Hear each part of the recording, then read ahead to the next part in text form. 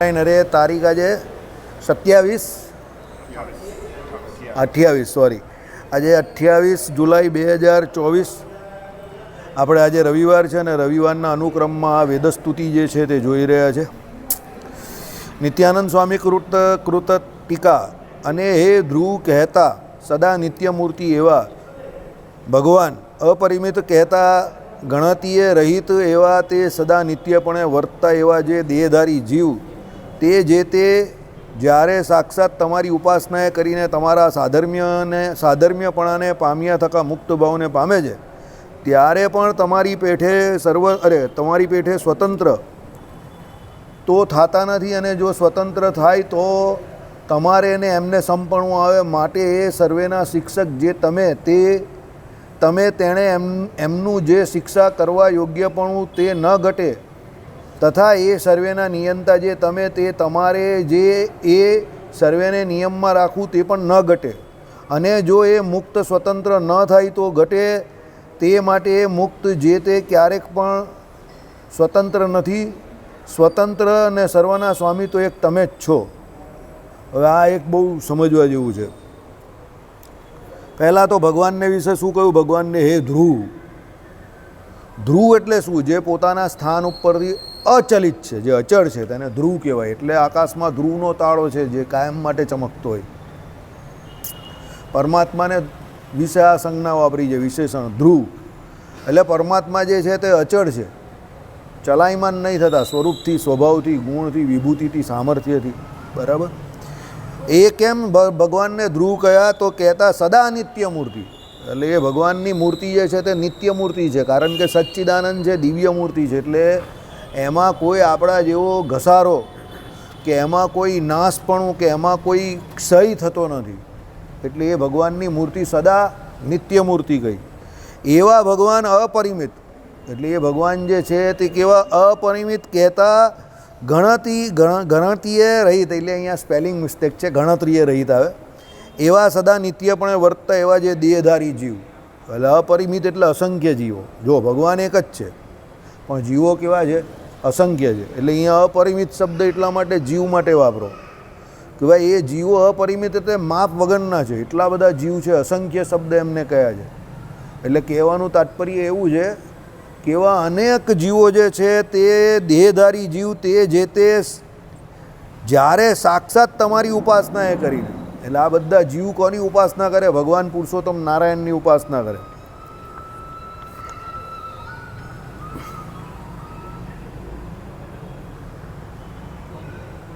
આ જોમન જે વાત કરી દે, એટલે એને કહી દે, પૂછી લે. એને ફોન કર્યો છે, એને કહે કે 602 છે ને આપણો નંબર બોલો, તેમાં વાસુદેવ જે મેં વોટ્સએપ કર્યો ને એ નંબરની રિસીપ્ટ બનાવવાની છે. પછી નિલિયાને પેલું વોટ્સએપ કર્યા, પેલો નિલિયાને વોટ્સએપ કરીને એને કહે કે આમાં સીએ ઉલકાવ.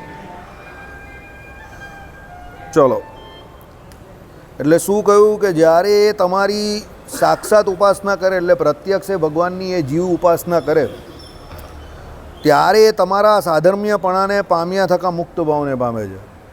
પ્રથમના 43માં વચનામૃતની ટીકા. વચનામૃત કરતાં ટીકા મોટી છે. તે વચનામૃત બહુ નાનું છે, એની ટીકા જ મેઇન છે કે ભગવાનની ઉપાસના જે જીવ કરે તે ભગવાનના સાધર્મ્યપણાને પામે. સાધર્મ્યપણાને એટલે શું? ભગવાન જેવા એને સરખા ભગવાન ગુણ આપે, ધર્મ આપે. એ કેવા ગુણ આપે? બધા ગુણ નથી આપતા પણ ઘણા બધા આપે છે. સમજો કે ભાઈ પહેલાં તો જીવ માયાથી મુકાઈ જાય છે, બરાબર. પછી જે અસ્તગુણ જીવને એના પોતાના જે કયા સત્યકામ, સત્ય સંકલ્પ, વિજરો, વિમૃત્યુ, આ બધું એને પ્રાપ્ત થાય છે. એટલે કહેવાનું તાત્પર્ય શું છે? જીવ પોતે પોતાના જે ઓરિજિનલ સ્વભાવમાં કે સ્વરૂપમાં એમાં એ આવી જાય છે, બરાબર. ભગવાન એને ધર્મો જે છે તે બધા પોતાના સમાન ધર્મી એને કરી નાખે છે, પણ ભગવાન એને પોતાના જેવા બધા ધર્મો આપે છે તો પણ એ જીવ જે છે તે જીવનો જીવ જ રહી છે. પણ એ જીવ ભગવાન નહીં થઈ જતો, કે ભગવાન જેટલી સામર્થ્ય યુક્ત નહીં થતો, કે ભગવાન જેટલો સ્વતંત્ર પણ નહીં થતો. આ કેવી વાત છે કે સમુદ્રમાં પાણી હોય અને ગમે એટલા મોટા મોટા જીવ હોય, ગમે એટલા તમે મોટા ટેન્કરો ભરો કે ટ્રકો ભરો કે ગમે એ ભરીને ત્યાંથી પાણી લઈ જાઓ, પણ તે છતાં પણ તમે સમુદ્ર જેટલું પાણી કોઈ જગ્યા પર લઈ જઈ નહીં શકો, કે સમુદ્ર જેટલું બળવાન કોઈ થાય નહીં કે જેમાં એટલું પાણી સમાઈ શકે. કારણ કે સમુદ્રના પાણીથી બધાને પાણી મળે, સમજો. પણ સમુદ્રનું પાણી ઘટતું હોય એવું તમને લાગે જ નહીં, કારણ કે સમુદ્ર કેવો છે? અગાધ. અગાધ એટલે કેવો કે જેની કોઈ ઉપમા નથી. એમાં કહીએ કે તમે કેટલા ગેલન પાણી હોય અંદર, કેવી રીતે માપી શકો? આમાં પાછી ભરતી આવે, ઓટ આવે, ચંદ્રની કળા આવે, વધે ઘટે, એટલે પાણી અંદર કેવું વધ ઘટ થાય કંઈ કોઈને ખબર જ નથી. જેમ સમુદ્રના પાણીમાં આ પ્રમાણે કહ્યું છે, તેમ પરમાત્માનું જે કંઈ ગુણ, પરમાત્માના અનંત કલ્યાણકારી ગુણ કેવું, કે સામર્થ્ય કેવું, કે જે કંઈ તમે કેવું તે એ સમુદ્રના પાણી જેવું છે. વાત થઈ ગઈ એની જોડે. એટલે એને અગાધ કહ્યું છે, સમજો કે ભાઈ એ એની કોઈ ઉપમા નહીં આપી શકો કે એમાં કેટલું પાણી છે. એમ ભગવાનના ઐશ્વર્યને કે સામર્થ્યને કે જે ભગવાન પોતાના જેવા સમાન ધર્મયોગ પેલા મુક્તને આપે છે, પણ એ ભગવાન જેવો સ્વતંત્ર નહીં થતો. કેમ સ્વતંત્ર નહીં થતો? કે એ મુક્ત અવસ્થામાં પણ ભગવાન એનું નિયમન તો કરે જ છે, સમજો. એ થઈ ગયો મુક્ત. હવે મુક્ત એ કેનાથી થયો? તો તમે કહું ભાઈ ભગવાન એનું નિયમન કરતા હોય તો પછી એ સ્વતંત્ર કેવો? પણ એ સ્વતંત્ર માયા થકી થયો છે, ભગવાન થકી નહીં થયો, સમજો. ભગવાન થકી કોઈ પણ જીવ કોઈ કાળે સ્વતંત્ર થઈ જ નહીં શકતો, એ ભલે મુક્ત અવસ્થામાં હોય કે બદ્ધ અવસ્થામાં હોય. કેમ?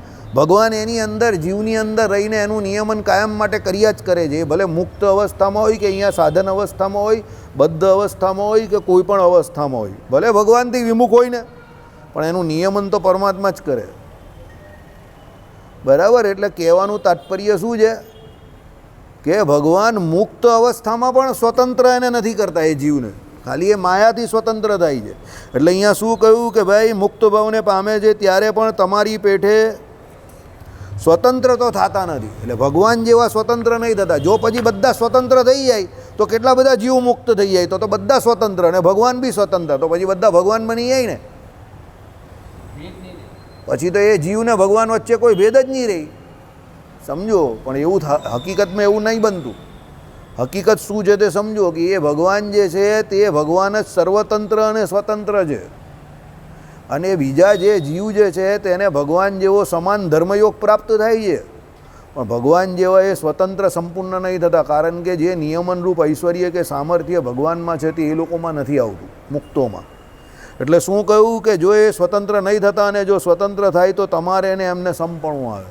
એટલે એ બહુ મોટો દોષ આવી જાય. ભગવાનને વિશે, ભગવાન અને જીવને વિશે જે સમપણું કલ્પવું એ બહુ મોટો દોષ છે. જીવને ભગવાન કોઈ દિવસ એક સરખા થઈ જ ન શકે, એક હોઈ જ ન શકે એમ. માટે એ સર્વેના શિક્ષક, એટલે અહીંયા ભગવાનને શિક્ષક કયા. શિક્ષક કયા અર્થમાં કયા? શિક્ષાને કરે એ શિક્ષક. એટલે માટે એ સર્વેના શિક્ષક જે તમે તેણે એમનું જે શિક્ષા કરવા યોગ્યપણું તે ન ઘટે. પેલો સ્વતંત્ર થઈ જાય તો ભગવાનના માટે ભગવાનનો જે શિક્ષક રહેવાનો ઓરિજિનલ ગુણ કે સ્વભાવ એ ન રહે. જો વિદ્યાર્થી ગમે એટલો મોટો થાય, આચાર્ય દ્રોણ અને અર્જુનજી, તો ગુરુ તો આચાર્ય જ કહેવાય આખી જિંદગી. ભલે ચેલો એનાથી વધારે હોશિયાર થઈ જાય, પણ ગુરુ કોણ કહેવાય? જે ગુરુ હોય તે જ ગુરુ કહેવાય. એમ ભગવાન શિક્ષક એટલે પ્રધાન શિક્ષક ભગવાન જ. એમ પછી જીવ ભલે મુક્ત અવસ્થાને પામે, પણ એને શિક્ષા કરવાનું એટલે એનું નિયમન કરવાનું કાર્ય એ પરમાત્મા કોઈ દિવસ છોડતા નથી. ભલે એ મુક્ત અવસ્થામાં જીવ પહોંચી ગયો ને, અને જીવ ગમે એવો મોટો થયો, અક્ષરધામમાં પહોંચ્યો, પણ એ બીજા જીવનું કે કોઈનું નિયમન નહીં કરી શકે. અનંતકોટી બ્રહ્માંડમાં જે નિયમનરૂપ સામર્થ્ય છે તે પરમાત્માનું જ છે. બીજાને જે કંઈ થોડું થોડું પ્રાપ્ત થયું છે તે કેવી રીતે પ્રાપ્ત થયું છે? ભગવાને દાખલા તરીકે બ્રહ્માંડના અધિપતિ દેવતા બ્રહ્માજીને આ બ્રહ્માંડ ઉત્પન્ન કરવાનું એટલે બ્રહ્માંડનું સામર્થ્ય આપ્યું, રજોગુણની ઉત્પત્તિ કરાવીને એની પાસે. પછી શિવજી જે છે તે તમોગુણને પ્રધાનપણે કરીને એનો સંહાર કરે છે, પણ એ ભગવાનને લઈને, સમજો, બરાબર. એટલે જેમાં જે ઐશ્વર્ય અહીંયા છે તે એને એની ઉપાસના કે એના કર્મના ફળ રૂપે ભગવાન આપે છે. સ્વતંત્રપણે એ નથી એ ઐશ્વર્ય પ્રાપ્ત કરતો, એ પરમાત્મા એને એ ઐશ્વર્ય આપનારા છે, અને એની પાસે એ કાર્ય કરાવે છે, એ ભગવાન કરાવે છે ત્યારે એ કરી શકે છે. બાકી એનામાં એટલું સામર્થ્ય નથી આવતું. એટલે અહીંયા શું કહ્યું કે ભાઈ શિક્ષા કરવા યોગ્યપણું તે ન ઘટે, અને એ સર્વેના નિયંતા જે તમે તે તમારે જે એ સર્વેને નિયમમાં રાખવું તે પણ ન ઘટે. બધાને એ ભગવાને નિયમમાં રાખે છે, સમજો. નિયમન કરવું એ ભગવાનનું કામ છે. એટલે ભગવાન ગમે એવો મોટો જીવ હોય એ બધાને નિયમનમાં રાખે. પછી એ દેવતા હોય કે અસુર હોય કે અહીંયા આવેલો કોઈ પણ સૌથી મોટો ભગવાનનો ભક્ત હોય તો પણ એ બધાનું નિયમન તો ભગવાન પોતે જ કરે. ભક્તને તો કંઈ તકલીફ નથી, કારણ કે એનું નિયમન ભગવાન કરે તો એને તો કંઈ વાંધો નથી. તકલીફ કોને પડે? અસુરોને પડે, કારણ કે એ ભગવાન જોડે બી બાખડિયા ભીરવા જાય. બરાબર? ચાલો. અને જો એ મુક્ત સ્વતંત્ર ન થાય તો ઘટે, તે માટે એ મુક્ત જે તે ક્યારેક પણ સ્વતંત્ર નથી. સ્વતંત્ર અને સર્વના સ્વામી તો તમે એક જ છો. એ મુક્ત જો સ્વતંત્ર ન થાય તો જ એ ઘટે. એટલે શું કહ્યું કે એ મુક્ત સ્વતંત્ર ન થાય તો ઘટે, તે માટે તે એ મુક્ત જે તે ક્યારેક પણ સ્વતંત્ર નથી. સ્વતંત્ર તો તમે જ છો. એટલે ભગવાન જ એક સ્વતંત્ર છે. એટલે નિયમનરૂપ ઐશ્વર્ય કે આખી અનંતકોટી બ્રહ્માંડનું જે કાર્ય કરવું એ કામ ભક્તને ફક્ત ભગવાનનું જ છે. ભગવાન સિવાય બીજું કોઈ આ કામ કરી નહીં શકતું. એટલે ગમે એવા મુક્ત હોય, ગમે એટલી સંખ્યામાં મુક્ત કોઈ થાય, આખું આખું બ્રહ્માંડ મુક્ત અવસ્થામાં પહોંચી જાય તો પણ કોઈ પોતે ભગવાન થવાનો દાવો ન કરી શકે, કે કોઈ ભગવાન જેવો સામર્થ્યવાન કે ભગવાન જેવો સ્વતંત્ર ન થાય, કે કોઈ ભગવાનની જેમ અંતર્યામીપણે રહીને એને કોઈ પણ બીજા જીવને એના કર્મનું ફળ ન આપી શકે. ઘણા લોકોને એવો વહેમ હોય કે ભાઈ એના કર્મનું ફળ તો હું બાંધી દઉં છું, કે હું એને આમ કરું છું, કે હું એને ફલાણું કરું છું, કે ઢીમકું કરું છું, કે હું એનો વિકાસ રોકી નાખીશ, કે હું આને આમ કરી નાખીશ. ઘણા બધાને એવા ઘણા બધા વહેમ હોય, બ્લા બ્લા બ્લા બ્લા જે કંઈ હશે તે. એકચ્યુઅલી એવું કંઈ થતું હોતું નથી. જો કોઈનો વિકાસ થવાનો હોય તો કોઈ પણ રીતે થાય, ને ન થવાનો હોય તો કોઈ પણ રીતે ન થાય. આપણે એ વાત ઘણી વખત સમજાય છે. ક્લાસમાં 100 સ્ટુડન્ટ હોય, માસ્તર તો બધાને સરખું ભણાવે છે, પણ તો અમારી એ 100 સ્ટુડન્ટમાંથી જે 10, 15, 20 હોય છે તે જ ટોપર હોય છે. એ 10, 15, 20માંથી જ નંબર બધાને આવ્યા કરે છે. એ 10 જ કહેવાના, 20 બી ખોટા કહું છું, સમજો. બાકીના 90 જે હોય તે બધા પોતપોતાના હિસાબે રમત કરીને ચાલ્યા જતા હોય, પાસ થતા હોય, અમુક પહેલાં રહી જતા હોય, અમુક આગળ જાય, પાછળ જાય, બધું ચાલ્યા કરે. પણ પેલા ટોપ 10 તો ટોપ 10 જ રહેવાના. હવે એ ટોપ 10 ગમે એટલા ટોપ 10 થાય કે ગમે તે થાય, પણ એ પરમાત્મા તો એટલે એ શિક્ષક તો શિક્ષક જ રહેવાનો. મને પાક્કું યાદ છે, SVNITમાં એક પ્રોફેસર છે, અત્યારે પણ હયાત છે, પણ પહેલાં ભણાવતા હતા, હવે રિટાયર થઈ ગયા, વ્યાસ સાહેબ. ઇલેક્ટ્રોનિક કોઈ કયા ડિપાર્ટમેન્ટમાં, એન્જિનિયરિંગમાં એ હતા. હવે એના હાથ નીચે 3 પેઢી ભણી ગઈ એમના હાથ નીચે. જો પિયુષભાઈ જે છે ને તે પણ એમના સ્ટુડન્ટ, અત્યારે પિયુષભાઈના સ્ટુડન્ટ અમુક હશે તે પણ એમના હાથ નીચે ભણેલા છે. હે નહીં, એ તો રિટાયર થઈ ગયા અત્યારે તો વ્યાસ સાહેબ. ને એમના ઘરે હું ગયો છું, અહીંયા પાલ્લે પોઈન્ટના અમારા સત્સંગમાં આવતા હતા. એ વક્તા હતા, એ પોતે પણ વ્યાસજી એટલે બ્રાહ્મણ, એટલે ઘણી વખત એ પોતે પણ વક્તવ્ય આપતા હતા, પણ ઘણી વખત આપણી સભામાં પણ આવતા હતા. એમને ફિલોસોફી સાંભળવાનો બહુ રસ. હવે પોતે સ્ટુડન્ટ ઓફ એન્જિનિયરિંગ, એટલે કેટલા બધા હોશિયાર માણસ. એન્જિનિયરિંગના જે સ્ટુડન્ટ હોય, એટલે સ્ટુડન્ટ તો પહેલાં એ હતા, પછી તો પ્રોફેસર હતા, પછી તો કાનાકા નીકળી ગયા, અને પછી રિટાયર થયા. એટલે કેટલા હોશિયાર માણસ, તો પણ એને સત્સંગમાં ને એમાં રસ એમ. એ પણ એમના ઘરવાળાને પણ તો ઘણી વખતે મંદિરમાં એને બેસતા હતા અને ઘણી બધી ચર્ચા પણ કરે. આ પ્રકાશ છે, પછી ધ્વનિ છે, આ બધા સબ્જેક્ટ પર હી કેન ટોક એ લોટ એમ. 1-1 કલાક સુધી એ ચર્ચા કરી શકે અત્યારે પણ. એટલે કહેવાનો મતલબ શું છે, તમે જે વિષયમાં મહેનત કરી હોય તે વિષય કંઈ ચાલ્યો બાયલો નહીં જતો. હવે હું તમને શું કહું કે એમના એમણે તો બધાને સરખું ભણાવ્યું હશે ને, પણ એમાં એમની જ કોલેજમાં જે અત્યારે એમના સ્ટુડન્ટ પ્રોફેસર બંને આવ્યા તે કેટલા ટકા લોકો? બેને તો હું જ ઓળખું છું, એક પેલા પ્રશાંતભાઈને અને એક પિયુષભાઈને. 2 કન્યા રાશિવાળાને તો હું ઓળખું જ છું, સમજો. બહુ સારી રીતે ઓળખું જ પાછા બેઉને. પ્રશાંતભાઈ બી મારા મિત્ર છે અને પિયુષભાઈ બી મારા મિત્ર છે બેઉ. પણ એ કેટલા ટકા લોકો જે એના સ્ટુડન્ટ બની શકે એટલી કેપેસિટી ના આવ્યા? એ તો હવે હોશિયાર હતા જ વ્યાસજી તો, પણ એના છોકરા કે જે બીજા છોકરાને ભણાવી શકે એ કેટલા ટકા લોકો? બહુ ઓછા. એટલે કોઈ દિવસ કોઈ શિક્ષકે પણ એવો દાવો નહીં કરવો. કોઈ વિદ્યાર્થી બહુ ટોપ ક્લાસ બની જાય તો કે એ મારો વિદ્યાર્થી હતો એટલે મેં ભણાવ્યો એટલે આગળ આવી ગયો.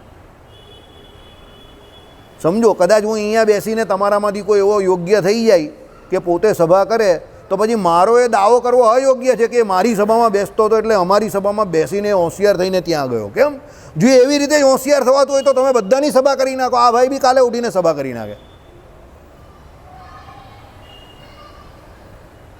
આઈડિયા આવ્યો તમને હું જે કહેવા માગું છું તે? એ તો જેના દ્વારા જેટલું જે કંઈ હોય એ પ્રમાણે થતું હોય. બધા નિમિત્ત માત્ર છે. હવે એ વ્યાસજી હોશિયાર એ આપણે ખબર, પણ એમના હાથ નીચે હજારો લાખો હજારો સ્ટુડન્ટ તો ઓછામાં ઓછા ભણ્યા હશે ને. હું તો કેવું લાખ ભણ્યા હશે, સમજો, હજારની કા વાત કરો. પણ એમાંથી એમની કોલેજમાં કે બીજે જે પ્રોફેસર થયા હોય એને બીજા એ જ વિષય ભણાવી શકે એ કેટલા ટકા લોકો, સમજો. હવે વ્યાસજી એમ કે ના આ તો મારા ભણાવેલો વિદ્યાર્થી છે એટલે જ ભણ્યો. તો સાહેબ બીજા જે આવતા હતા તે તમારા ભણાવેલા નહીં હતા, જે છેલ્લી બેન્ચ પર બેસતા હતા, માંડ પાસ થતા હતા, 10-20 હજારના પગારમાં અત્યારે નોકરી કરે, એ તમારા સ્ટુડન્ટ નહીં હતા? એ પણ તમારા સ્ટુડન્ટ હતા ને, સમજો. એટલે કોઈ પણ વ્યક્તિએ કોઈ દિવસ કોઈ બીજા હોશિયાર વ્યક્તિને જોઈને એવો દાવો નહીં કરવો કે એ મારા લીધે આગળ આવ્યો. તમે જરિયો બની શકો કે તમારી પાસેથી એણે થોડું ઘણું કંઈ નોલેજ લીધું, કે તમારી પાસે થોડું ઘણું એણે માર્ગદર્શન ગાઈડન્સ લીધું અને એ એના રસ્તા પર ચાલ્યો, પણ એ આગળ ગયો એ એની પોતાની શ્રદ્ધાથી, એની પોતાની ધગસથી, મહેનતથી, ભાગ્યથી, જે કહું કે એના પોતાના સામર્થ્યથી. આચાર્ય દ્રોણ હતા, એમના ઘણા બધા શિષ્યો હતા, પણ નામ તો અર્જુનનું જ લખાય જ ને કે ભાઈ અર્જુન.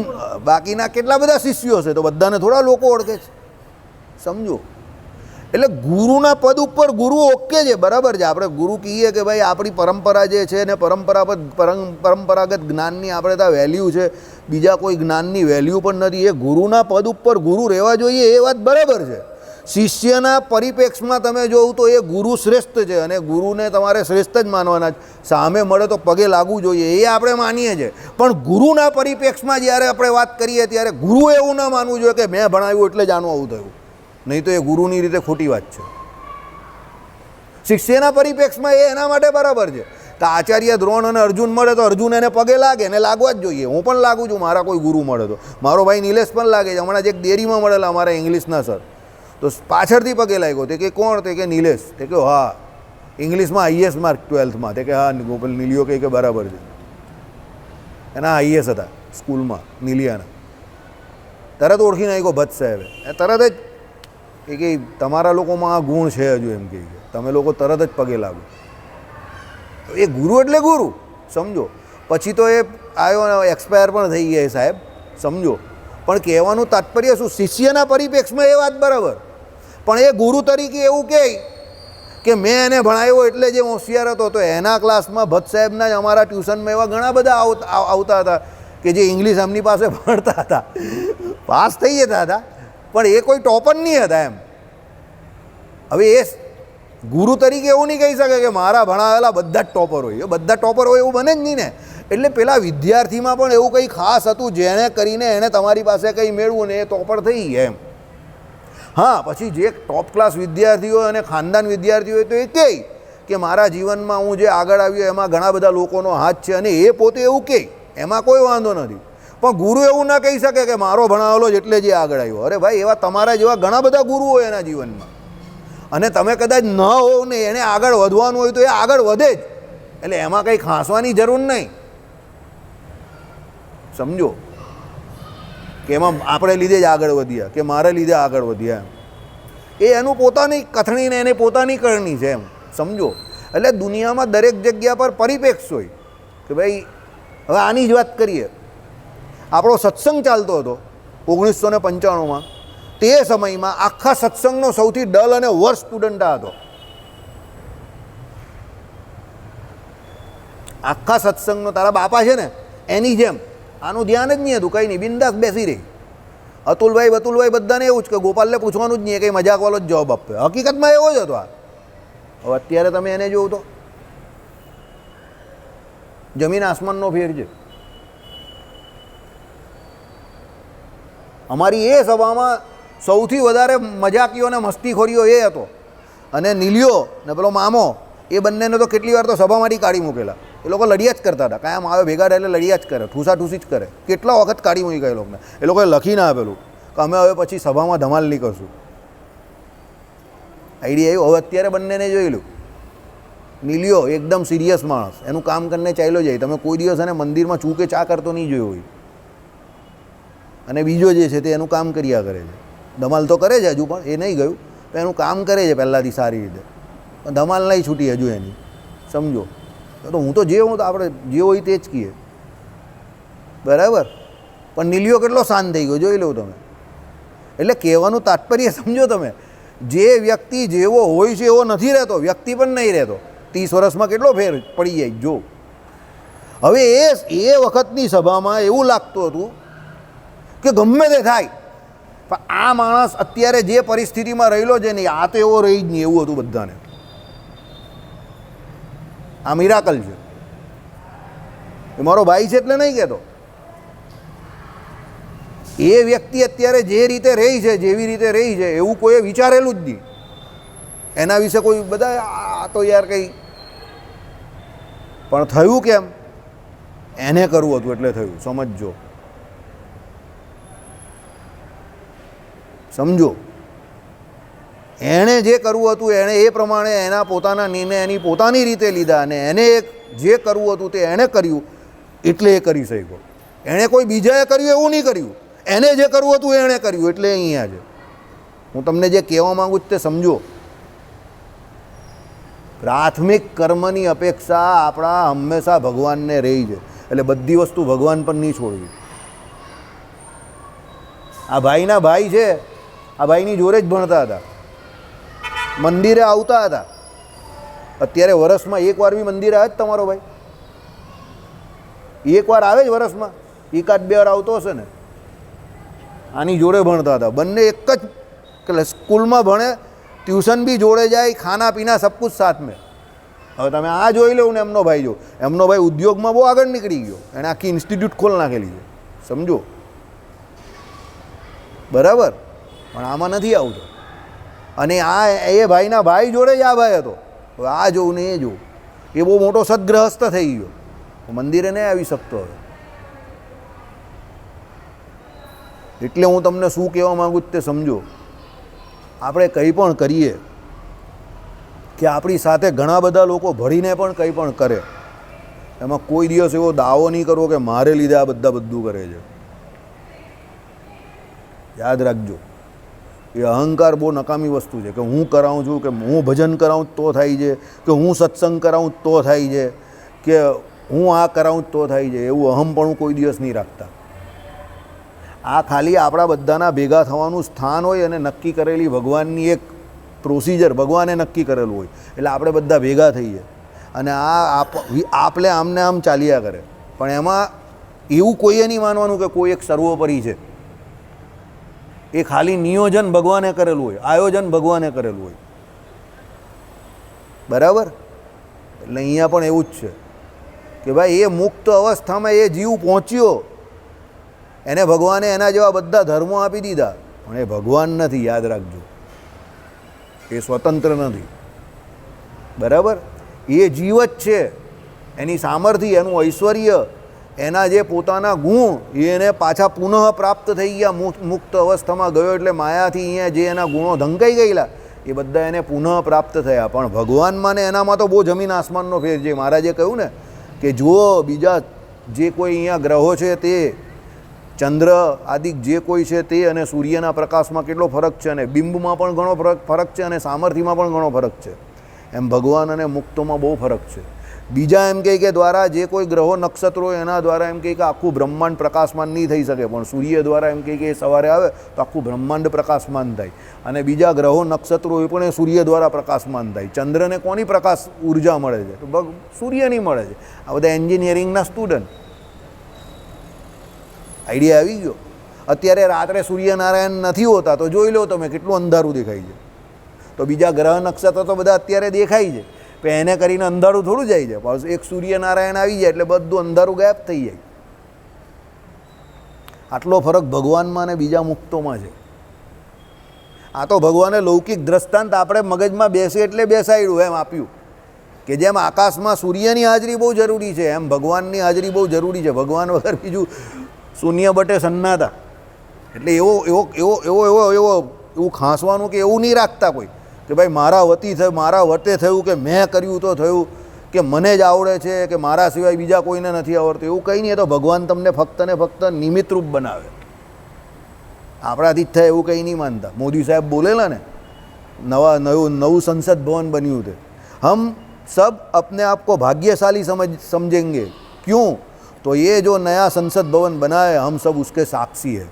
એણે એમ નહીં કીધું કે આપણે એને બનાવનારા છે, એણે એમ કહ્યું કે આપણે આના સાક્ષી છે. માણસ બહુ હોશિયાર છે, કાં કયો શબ્દ વાપરવો એને બહુ સરસ રીતે આવડે છે. પેલાને 10 જન્મે પણ નથી આવડવાનું, ઠોલિયા છાપને. સમજો બરાબર. એણે શું કહ્યું કે હમ ભાગ્યશાલી હે કે હમ इसके સાક્ષી હે. એ સાક્ષી કઈ છે, એમ નહીં કહેતો કે મેં બનાવ્યું, કે અમારા પક્ષે બનાવ્યું, કે અમારી ગવર્મેન્ટે બનાવ્યું. હમ સબ इसके સાક્ષી હે. એ બરાબર છે. એવી રીતે જ હોય. કોઈ એક વ્યક્તિ દ્વારા કે કોઈ બીજા દ્વારા કોઈ આખું કામ નહીં ચાલતું હોય તો સમૂહમાં મળીને ભગવાન કરાવે તો જ થાય. એટલે કોઈ એવું નહીં માનવું કે મારા દ્વારા થાય છે. બરાબર. ચાલો, એટલે શું કહ્યું કે ભાઈ એ પ્રમાણે એમ કહી કે કોઈ મુક્ત હોય તે ક્યારેક પણ સ્વતંત્ર નથી. આપણે આગળ જોયું એ પ્રમાણે સાધક કે ભગવાનનો ભક્ત એ કોઈ દિવસ સ્વતંત્ર હોતો નથી, અને જે સ્વતંત્ર હોય એ કોઈ દિવસ ભક્ત કે સાધક હોતો નથી. એ સ્વતંત્ર હોય તો એની રીતે સ્વતંત્રતામાં ફર્યા કરે, અને એને કીધું ફર્યા કર પુનરપી જન્મમ. જે ભગવાનની આજ્ઞામાં રહે, મર્યાદામાં રહે, શાંતિથી ભગવાનનું ભજન કરતો હોય, ધ્યાન કરતો હોય, બીજાને અને પોતાને જેટલી જોઈએ એટલી રિસ્પેક્ટ આપતો હોય, એ જ માણસ ભગવાનના આધ્યાત્મિક જગતમાં આગળ વધે. જે એમ માનતો હોય કે હું મારા મનનું ધાર્યું જ કરું, તો પછી એના મનનું ધાર્યું કર્યા કરે બેઠો બેઠો હોય. એ પેલી છેલ્લી પાટલીનો સ્ટુડન્ટ, સાહેબ ગમે તે કરતો હોય, એને કંઈ લેવા દેવા જ નહીં જોઈએ એની સાથે. પેલો કંઈ કે પીરિયડ પૂરો થઈ ગયો તો મને કંઈ લેવા દેવા જેમ કે, એ તો ગમે તે આવે ને મારે કંઈ લેવા દેવા જ નથી. એ અસંગી હોય, એને કોઈ ગમે માસ્તર આવી જાય, ગમે તે વિષય ચાલે, એને કંઈ લેવા દેવા જ નહીં. ચિત્રકામ જેનું બહુ પાવરફુલ એ છોકરા એવા જોઈ જોજો, છેલ્લી બેન્ચ પર બેઠા બેઠા ડ્રોઈંગ કર્યા કરતા હોય. તમે જોજો. પેલો કંઈ ગણિતનો પીરિયડ આવ્યો હોય, ઠીક, મને હું લેવા દેવા એની જોડે. તમે કહો કે આનો પીરિયડ હોય, પછી ચિત્રકામનો પીરિયડ આવે તો એનું ધ્યાન પડે પાછું, અને પાછો ચિત્રકામનો પીરિયડ પૂરો થાય એટલે એ પાછું ચિત્રકામ જ કરશે, અને 7મું 8મું ધોરણ ભણશે અને પછી ઉઠી જશે. પછી એ નંબર પ્લેટ બનાવે. કેમ? એને ધ્યાન નહીં આપ્યું ને. સમજો, કડીવાલાનું ચિત્રકામ બહુ જોરદાર હતું. મારો ફ્રેન્ડ જે ડૉક્ટર બન્યો ને, ઊભો ઊભો તમારું આખું ચિત્ર બનાવી દે, એટલો પાવરફુલ હતો. પણ એને ખબર હતી મારે આ કામ નહીં કરવાનું. એનામાં પ્લસ પોઈન્ટ શું હતો ખબર? સૌથી મોટો, એને કયા સમયે કયું કામ કરવું બહુ સારું આવડતું હતું. એના છોકરાઓને બી, હમણાં એનો છોકરો ઓલ ઇન્ડિયા ચેસ ચેમ્પિયન બન્યો. ઓલ ઇન્ડિયા ચેસ ચેમ્પિયન એનો છોકરો. બાપા ડૉક્ટર, એટલે છોકરો હોશિયાર તો હોય ને. ઓલ ઇન્ડિયા ચેસ ચેમ્પિયન છે અત્યારે એનો છોકરો, દીર્ઘ. સમજો. પણ મને ખબર છે કે જેવો એ 9માં પહોંચશે ને એટલે આ બધું ચેસ બેસ બધું છોડાવી દેશે. બરાબર. એવી એને ઇન્ડિવિજ્યુઅલિટી કે એવી એને સ્વતંત્રતા નહીં આપશે, ઇન્ડિપેન્ડન્સી, કે તું જે એમાં કેરિયર બનાવો એમ. ના, એ ભાઈ ભણીને જ કેમ કરવાનું આપણે, એ મને ખબર છે, ખાતરી છે. બરાબર. એટલે એ ભગવાન પણ આપણે એ કહે છે કે ભાઈ તમને બધું આપું છું, માયાથી મુકાવું છું, માયાથી સ્વતંત્ર કરું છું, પણ મારી આગળ સ્વતંત્ર નથી થવાના એમ. સાધક કભી સ્વતંત્ર નહીં હોતા, ભક્ત કભી સ્વતંત્ર નહીં હોતા, મુક્ત અવસ્થામાં પણ સ્વતંત્ર નથી. ચાલો,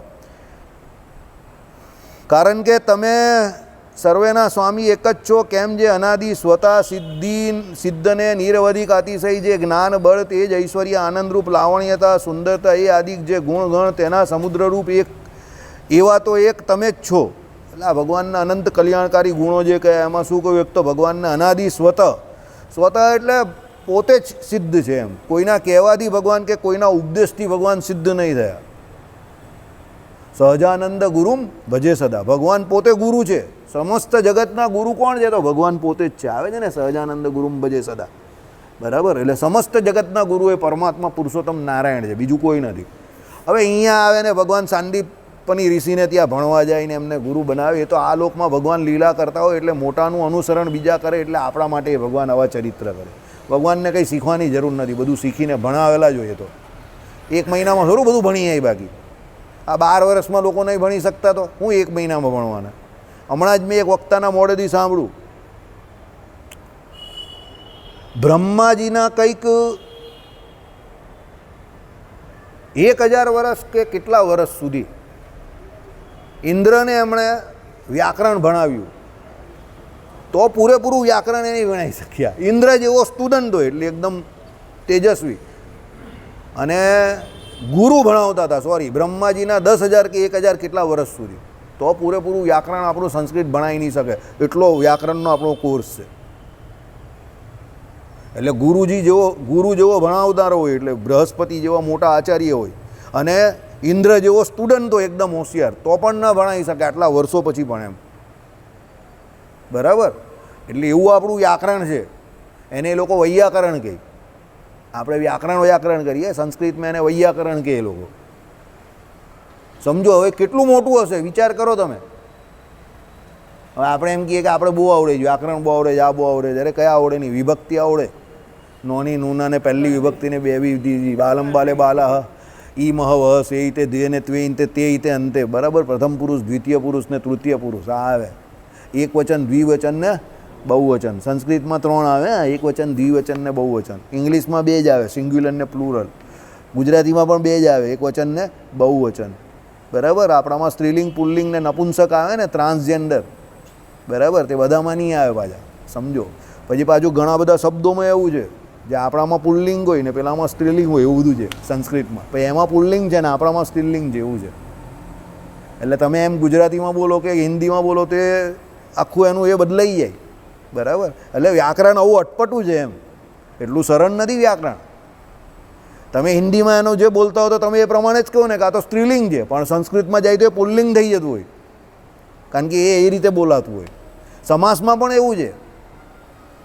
સમજો, આ એક તમે જોઈ લો, રામેશ્વરનું જ જોઈ લો ને, રામ જેના ઈશ્વર છે તે અને રામના જે ઈશ્વર છે તે, તો બંનેમાં અર્થ જ બદલાઈ જાય, સમાસ બદલાઈ ગયો. સ્વામી ચાસો નારાયણ ઇતિ સ્વામી નારાયણ, એટલે સ્વામી એ જ નારાયણ, કા સ્વામી એવા નારાયણ. સમજો. અને પેલા લોકોએ આ તત્પુરુષ સમાસ છે, અને પેલા લોકોએ કયો સમાસ કરી નાખ્યો? દ્વંદ્વ સમાસ. સ્વામી ચ નારાયણ છે, એટલે સ્વામી ફોર ગુણાતીતાનંદ સ્વામી XYZ, અત્યારે એ લોકોની પરંપરા જે ચાલતી હોય. નારાયણ એટલે પુરુષોત્તમ નારાયણ આપણા, એ દ્વંદ્વ સમાસ થઈ ગયો. સ્પેલિંગમાં ખાલી એક જ ફેર છે, રસ્વ અને દીર્ઘ. એમાં કેટલો બધો ફેર પડી ગયો. આ તમને ખાલી વ્યાકરણ કેવું છું. વ્યાકરણ અનુદ્દત ને ઉદ્દત ને આ બધા સ્વર આવે ને એ બધું પણ બહુ અઘરું છે. એનું ઉચ્ચારણ કરવાનું, આ જીભ જે છે તે એમાં અમુક તાળવા પર લાગવી જોઈએ, નીચે લાગવી જોઈએ, ઉપર લાગવી જોઈએ. ન બોલાય ને તો પણ લોચા પડી જાય. આહુતિ આપવામાં એ બધું બહુ જોવું પડે. સમજો. એટલા માટે કહ્યું કે સંસ્કૃત ભણવા માટે ઉત્તમ વિદ્યાર્થી કઈ જાતિનો છે? બ્રાહ્મણ. બ્રાહ્મણ હોય, વ્યવસ્થિત ખાના પીના હોય, સંસ્કૃત બંસ્કૃત એના ઘરમાં હોય, વ્યવસ્થિત પહેલેથી ભણતા હોય, તો આ જીભ જે છે ને, જો યાદ રાખજો, તમારી પાસે જે કોઈ પણ કળા હોય ને, તો એ કળાનું જે વેપન હોય ને, એ ચારે બાજુ ફરવું જોઈએ. દાખલા તરીકે તમે તલવારબાજી કરો છો, તો તમારી તલવાર ચારે બાજુ ફરવી જોઈએ. લાઠી તો ચારે બાજુ ફરવી જોઈએ. તો બ્રાહ્મણનું અસ્ત્ર કેવું છે? ચારે બાજુ ફરવી જોઈએ. તમે કહો એમ નહીં, ઉચ્ચારણ કરે તો જ્યાં એ એની જીભનો જે ભાગ જે જગ્યા પર લાગવો જોઈએ પ્રોનાઉન્સિએશન માટે, એ લાગવો જ જોઈએ. એટલે એને કંઈ ચારે બાજુ ફરવી જોઈએ. સમજો. ક્રિકેટરનું બેટ ચારે બાજુ ફરવું જોઈએ, 360 ડિગ્રી પ્લેયર. સમજો. એનું વેપન છે. બરાબર? એટલે તમારું હથિયાર એ આ જે છે ને, આ બધી જે છે ને, આને કળા કઈ છે, સ્કિલ, આવડત, આ દરેકમાં ના હોય. સમજો. એટલે કહેવાનું તાત્પર્ય શું છે? બ્રાહ્મણ હોય અને એની જીભ બધે બરાબર વ્યવસ્થિત ફરતી હોય, જન્મજાત પણ, બુધ એનો સારી જગ્યા પર બેઠેલો હોય, ગુરુ સારી જગ્યા પર બેઠેલો હોય. સમજો. એના જ્ઞાનના ગ્રહ મજબૂત હોય, તો પછી એ વ્યવસ્થિત એના ગુરુ મળી જાય, ઇન્દ્રિયોને નિયમન કરેલું હોય, વ્યવસ્થિત ભણી જાય અને બીજાને ભણાવે એવો બને. ગુરુથી એને જ્ઞાન પ્રાપ્ત થાય અને બુદ્ધથી એ સારો વક્તા બને, બોમ્બ નહીં ફોડે. સમજો. બુદ્ધિથી બોલે અને બુદ્ધિથી વિચાર કરીને બીજાને કંઈ સમજાવવું હોય તો સમજાવે. એટલે એના માટે બુદ્ધ બહુ જરૂરી છે. બુદ્ધ શાસ્ત્રોમાં નપુંસક ગ્રહ કયો છે, એટલે એનું પોતાનું સામર્થ્ય નથી હોતું, એટલે એ જે ગ્રહ જોડે બેસે એના જેવો થઈ જાય. બરાબર? હવે સૂર્ય જોડે બેસે તો સૂર્ય અતિશય પ્રભાવશાળી ગ્રહ છે, તો બુધ સૂર્ય જોડે બેસે તો બુધ આદિત્ય યોગ થઈ જાય, તો એ વ્યક્તિની પ્રભા આખી અલગ થઈ જાય.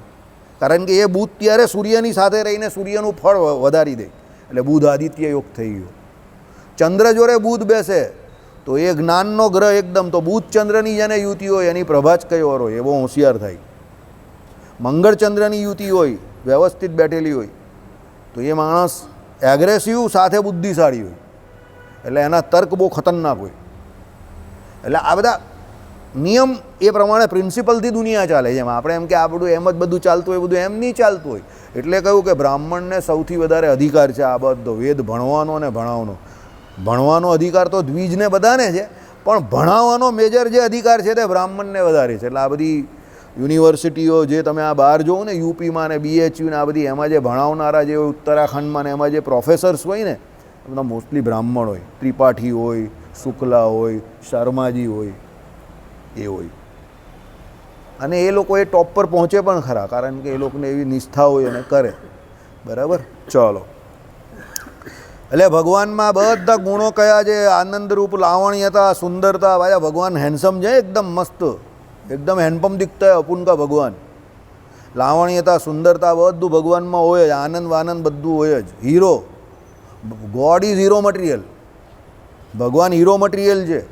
કે એવા કંઈ સાંભળા છે પણ કાલે હે મગર બહોત દિલ વાલે. ઘનશ્યામ કયા છે? ઘનશ્યામ એટલે શું? નવીન મેઘ સમાન વર્ણ છે એમનો. એટલે તમને જોવાનો ગમે. આકાશમાં વરસાદમાં પેલો ખેડૂત જે આમ જોવે અને કાળા કાળા વાદળ હોય તો કેવો ખુશ થઈ જાય, આનંદ આવે ને. અને એ ઘનશ્યામ, એ નવીન મેઘ સમાન એ વર્ણ જોઈને બધા આનંદમાં આવી જાય. એમ પરમાત્માનું રૂપ જે છે, લાવણ્યતા છે, એ આનંદ આપે એવું છે. સર્વરસ સર્વગંધ છે. બરાબર. એટલે ભગવાન ખુશ રહેનારા અને ખુશ રાખનારા છે. આનંદમાં રહેનારા અને આનંદ રાખનારા છે. શ્રી કૃષ્ણ ભગવાન જોવો તમે, આખી જિંદગી આખી એમની ચેલેન્જવાળી ગઈ, સંઘર્ષવાળી ગઈ, પણ તમે શ્રી કૃષ્ણ ભગવાનને જો આમ ઉમળકાથી જ બધા કામ કરતા હતા, એકદમ તેજસ્વી અને ઉમળકાથી. અને ઓલવેઝ શું કહેવાય કે રનિંગ બિહાઇન્ડ સોલ્યુશન. એ સોલ્યુશન જ શોધતા હતા. એ પ્રોબ્લેમ નહીં શોધતા હતા, પ્રોબ્લેમ બધા એમની પાસે આવતા હતા, પણ એ સોલ્યુશન જ શોધે. આનું સોલ્યુશન શું છે? ચાલ તો ભાઈ. બરાબર. એટલે એ એવી રીતે જ રહેતા હતા, એકદમ બિંદાસ, તમે કહ્યું ને એવા. એટલે ભગવાનમાં સુંદરતા, લાવણતા, આનંદ, આ બધા ગુણ છે. જો તમારામાં આનંદ આવી જાય ને તો ઓટોમેટિક તમારા મુખારવિંદની લાલી જે છે ને, સુંદરતા, લાવણ તો ઓટોમેટિક આવી જશે. અને આનંદ નહીં આવે ને તમારી અંદર, સમજો તો તમે આખી જિંદગી મુકરી જેવા જ રહેશો. નાના નાના નાજી. બરાબર. એને બધામાં નાજી નાજી જ દેખાય. ભૂરા ભગતને શું આવી ગયું? એને બધામાં ના જ દેખાય. તમે જોજો ઘણા માણસને કંઈ પણ કામ આપો ને, ના આ તો મારું નથી, ના નહીં થાય, એમ કરીને ના જ કરતો હોય. પહેલાં ના જ પાડે. ભાઈ તમારે એને સમજાવવા પડે કામ શું છે, એ તો મારું સાંભળ. તે કંઈ ના નહીં કરવાનું. અરે કામ તો સાંભળ પહેલાં. એ પહેલાં જ ના પાડી દે. બરાબર.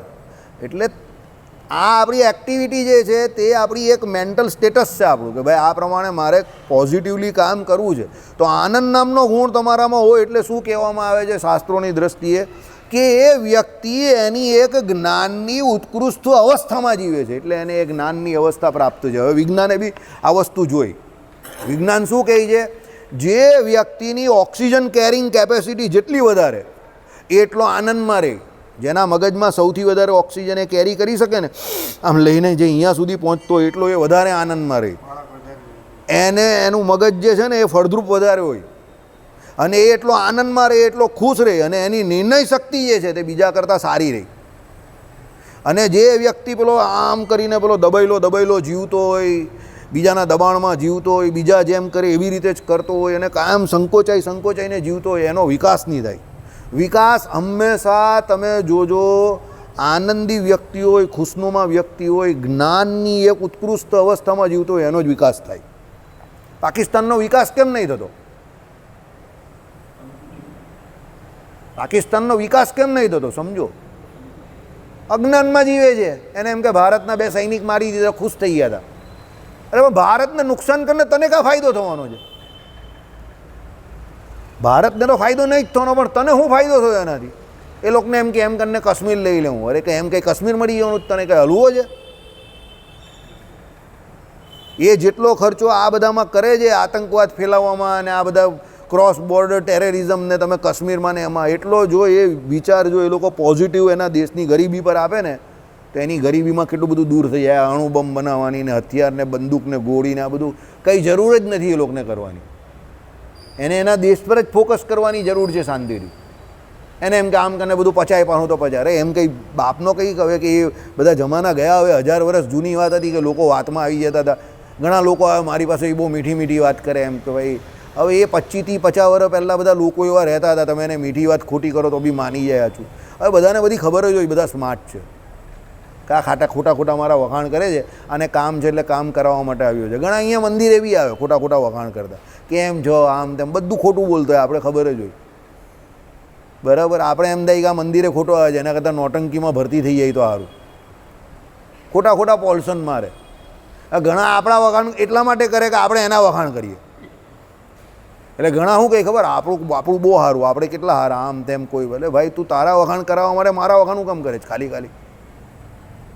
બરાબર, કોઈ મૂર્ખા થોડા છે, બધાને બધી ખબર જ છે આ દુનિયામાં. બધા કોમ્પ્યુટરને મોબાઈલ તો નાનો છોકરો ગોળિયાની અંદર રમતો થઈ ગયો છે, તેને ખબર નહીં હોય કે આ મને મૂર્ખ બનાવે છે. એટલે એવું કરવાનું જ નહીં, કોઈને ખાલી મૂર્ખ નહીં બનાવવાના. બી રિયાલિસ્ટિક, વાસ્તવિકતામાં જીવતા શીખો. જેટલો વાસ્તવિક વ્યક્તિ બનવા જાય ને એટલો સરળ બને, અને જેટલો સરળ બને ને એટલો એ જ્ઞાની રહે, અને જેટલો જ્ઞાની છે એટલો એ આનંદની સારી અવસ્થામાં રહે, અને એને બધા સદગુણ ધીરે ધીરે પ્રાપ્ત થાય. સત્સંગના પણ ને બહારના પણ. તમે જેટલું મેન્યુપ્યુલેટેડ જીવન જીવવા જાઓ ને, કદાચ આ લોકમાં તમને થોડી ઘણી સફળતા મળી જાય, 2-4 લોકો તમને તમારા જેવા જ આમ કરીને પીઠ થાબડી જાય, પાછળથી તો ગાળ જ દેતો હોય, બહુ લુચ્ચો માણસ છે, ભરોસો નહીં કરતો, એના બાપનો ને એની માનો નહીં થયો તો આપણો કાં થવાનો. તમારી પાસે લાભ લઈ જશે અને દૂર જઈને તમને જ ગાળ દેશે. સમજજો, મેં એવા ઘણા જોયા છે. મારા મિત્રને ત્યાં જ એક છે એવું, અને એને બી ખબર છે. એના ઘરમાં એક પાત્ર એવું છે કે એની પાસેથી લોકો પૈસા લઈ જાય, એના પૈસા વાપરે ને પછી એને દૂર જઈને ગાળ પણ દઈ જાય. આને એમ કે વખાણ કર્યા કેટલી ખુશ થઈ ગયા, પૈસા લઈ લીધા વાપરવાના, પછી આપી દેવું એમ કે એને. એના ઘરમાં બધાને ખબર છે, પણ ખોટા કોઈ વખાણ કરે એટલે એને વખાણ સાંભળવાની આદત હોય એટલે આપે વાપરવા પૈસા. એમાં જતા બી હશે ઘણા, પણ એમ પેલા કોઈ વખાણ કરે એટલે બહુ ગમે. જીવનો સૌથી મોટો શત્રુ જ છે. તમારામાં જે ગુણ નથી એ બીજો તમને એ કહેશે અને તમને ઝાડ પર ચડાવશે ને, એ તમારું સૌથી મોટું નુકસાન છે. કેમ ખબર, તમારામાં જે ગુણ નથી ને એનો પેલો વખાણ કરે જ ને, એટલે તમે એ બાબતમાં મહેનત જ નહીં કરવાના. અને એ ગુણ તમારામાં છે નહીં એટલે પેલો ખોટો વખાણ કરીને એનો લાભ લઈ જશે, પણ તમારામાં એ ગુણ આખી જિંદગી નહીં આવવાનો. પણ કોઈ એમ કહેશે કે તમારામાં ગુણ નથી તો તમે એની પર મહેનત કરશો તો કદાચ આવવાનો ચાન્સ રહેશે. સમજો, તમે કોઈ એકદમ ખતરનાક જેને અગલી કેટેગરીમાં કે એવો માણસ હોય, એકદમ કદરૂપો દેખાતો હોય, આફ્રિકન નિગ્રો હોય, અને તમે એને મિસ્ટર ઇન્ડિયાનો ખિતાબ આપી દો કે તારા જેવો હેન્ડસમ તો આખી દુનિયામાં કોઈ નથી, તો પછી એને આખી જિંદગી સુધરવાનો કે કંઈ સારો દેખાવાના ચાન્સ છે? તમે કહો કે એને તો મિસ્ટર ઇન્ડિયા મિસ્ટર વર્લ્ડ બની ગયો, પછી તો એને એમ થઈ કે આખી દુનિયામાં મારા જેવો કોઈ દેખાતો જ નથી, તો પછી એ વધારે ખરાબ દેખાતો થઈ જાય. હા, મિસ તાંજેનિયા પેલા કહેતા હતા, એક મિસ તાંજેનિયાની એમ કહે કે એ જીતેલા તો ત્યાંથી લઈ આવી ગયા, તો પેલા આપણા ભૂપેન્દ્રભાઈ પંડ્યા કહે કે હું મારી ગાડી તારી જતી હતી, તો બધા બહુ નાચતા હતા. મને એમ થયું કે મિસ તાંજેનિયા એટલે કંઈ બહુ સારી દેખાતી હતી, તો મેં એને જોઈ, તે કહી કે આપણી અહીંયાની એમ કહે કે બોમ્બેના ઘરમાં કામ કરતી કોઈને તો કામવાળી હોય ને એના કરતાં પણ ખરાબ દેખાતી હતી, પણ એ મિસ તાંજેનિયા હતી. એને થયું કે મેં એને જોઈ, પછી મને થયું કે આના ઘરમાં તો મારા ઘરે જે રમાબેન કામ કરવા આવે તે આરા દેખાય છે. પણ હવે ત્યાં એ પરંપરા મિસ તાંજેનિયા તો કે એ લોકો ઢોલ નગારા વગાડતા હતા, તો પછી મેં બી જોઈ લીધું કે હા ભાઈ ઢોલ નગારા વગાડે તો વગાડો, આપણે કાં વાંધો છે. આઈડિયા આવ્યો તમને જે કહેવા માગું જ તે. એટલે આ બધું શું હોય, પારસ્પરિક હોય. એમ આપણે એવું માનીએ કે હું આને કેવો ઝાડ પર ચડાવીને મારું કામ કરાવી નાખું છું, કેવો મૂર્ખ બનાવું છું. અરે પણ ઘણી વખત એ આપણાથી વધારે સ્માર્ટ હોય, તમે એને મૂર્ખ બનાવો ને પેલો જાણી જોઈને મૂર્ખ બનતો હોય, પછી તમે જાઓ પછી એ પેલા બીજાને કહેતો હોય કે આ મને એને એમ છે કે મને બનાવી રહેલો છે, પણ હકીકતમાં હું બી ટાઈમપાસ લઉં, મજા લેવા કરું છું એની. બરાબર, એટલે એવું ખોટું ચલાવવું નહીં ને ખોટું કરવું નહીં. ડુપ્લિકેટ જીવન જીવવાથી બચવાનું, જે છે રિયાલિસ્ટિક, એકદમ રિયાલિસ્ટિક રહેવાનું આપણે એપ્રોચમાં. મને કોઈ એમ કે આમ તેમ ભાઈ તું રહેવા દે નહીં ભાઈ, હું હેન્ડસમ નહીં દેખાતો, મને ખબર જ છે કે હું કેવો દેખાઉં છું. મને પેલો નિપમ કાયમ કે તમે લોકો હીરોની જેમ ફરો. મેં કહું જો હું હીરો નથી, એ તારી ભૂલ છે. હીરોને મળવું હોય ત્યારે તો બાજુમાં જા, હા વિલનને મળવું હોય તો મારી પાસે આવ, તને વિલનના 2-4 ડાયલોગ સંભળાવી દઉં, કારણ કે હું હીરો નથી, મને ખબર છે મારી એ પર્સનાલિટી જ નથી. પણ તો હું વિલનની વાત કરું તો કદાચ હું શૂટ થઈ જાઉં એમાં, એ બરાબર છે, એ રિયાલિટી છે. સમજો, પરમાત્મા જ એક એવા છે કે જે સર્વગુણે સંપન્ન છે. જીવમાં જે નથી એ નથી, જે છે એ છે.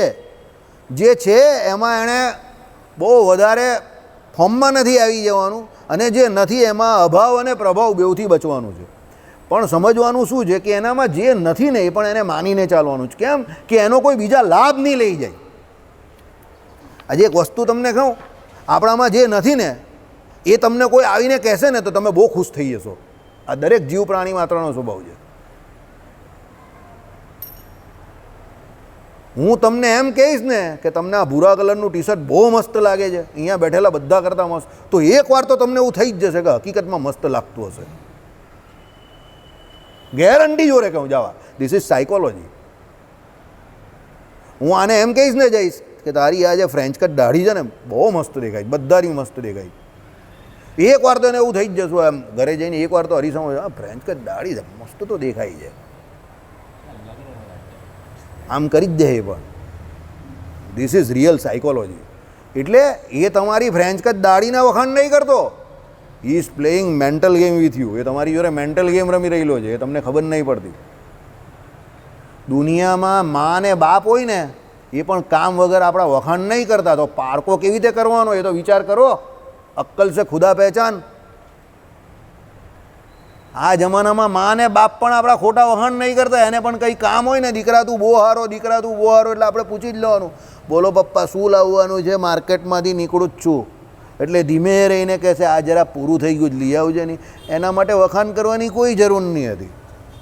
તો પછી પારકા તમારા વખાણ શું કામ કરે? જરા મગજ તો ચલવો. બરાબર? એટલે આ બધું શીખવાનું આ જ છે આપણે આ જીવનમાં. કોઈ વખાણ કરે એટલે એલર્ટ થઈ જાઓ, એને કંઈ જોઈએ છે તમારી પાસે, સમજી જાઓ. બરાબર? તું આયા નહીં, લાયા ગયા હે. એ એમને એમ નહીં આવ્યો હોય. માં ભાગણનો ડાયલોગ છે, આ લાલો લાભ વગર લોટે જાય એવો નથી. આજે કેમ અહીં આવ્યો? હે, આજે આગળ પાછળ ઉપર નીચે જોઈ લે તો કશેથી કોઈ સિગ્નલ નહીં મળતું ને એને.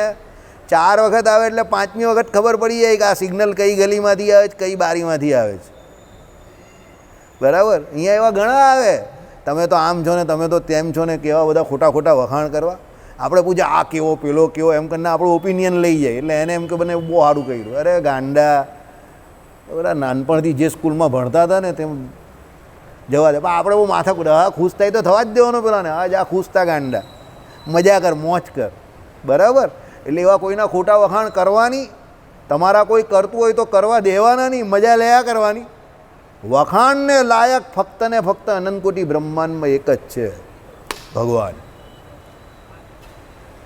ભગવાનને કરેલી જે કોઈ છે તે ખુશામત નથી. એટલે યાદ રાખજો, એ શું છે? સ્તુતિ છે.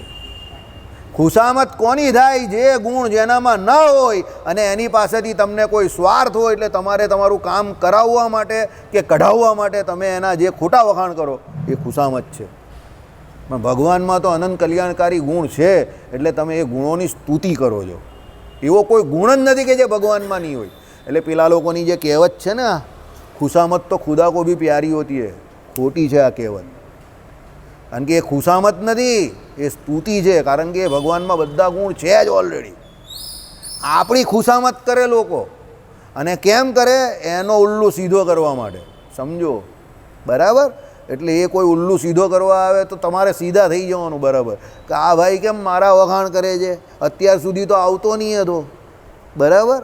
ચાલો, એટલે અહીંયા શું કહ્યું કે ભાઈ લાવણ્યતા, સુંદરતા એ આદિક જે ગુણગણ તેના સમુદ્ર રૂપ, તો તમે એક છો. ભગવાનમાં આના સમુદ્ર છે, અનવાધિકાતી છે, આ બધા ગુણ છે. અને એ મુક્તને વિશે જે પોતાથી ઓરા જીવ ઈશ્વરનું નિયંતાપણું ને શિક્ષકપણું, તે જે તે તમારી સાક્ષાત ઉપાસનાએ કરીને તમે એમને તમારો ઐશ્વર્ય ગુણના લેશ ન મૂકીને કહેતા, એને લઈને એ નિયંતાપણું શિક્ષકપણું છે. આવી ગયું ને? કદાચિત કોઈનામાં તમને થોડું ઘણું ઐશ્વર્ય, સામર્થ્ય બ્રહ્માદિક દેવતામાં, મુક્તોમાં દેખાય તો એ કોણે આપેલું છે? ભગવાને આપેલું છે. કેણે કરીને લખેલું જ છે બાજુ? સાક્ષાત ઉપાસનાએ કરીને. એટલે એ ભગવાનની ઉપાસનાએ કરીને જ એને એ મળેલું છે. સમજો? આજે કોઈનામાં જે કોઈ ગુણ તમને બહુ સરળતાથી દેખાય છે, બરાબર? તમે કહો એ તો એનામાં ગોડ ગિફ્ટ છે.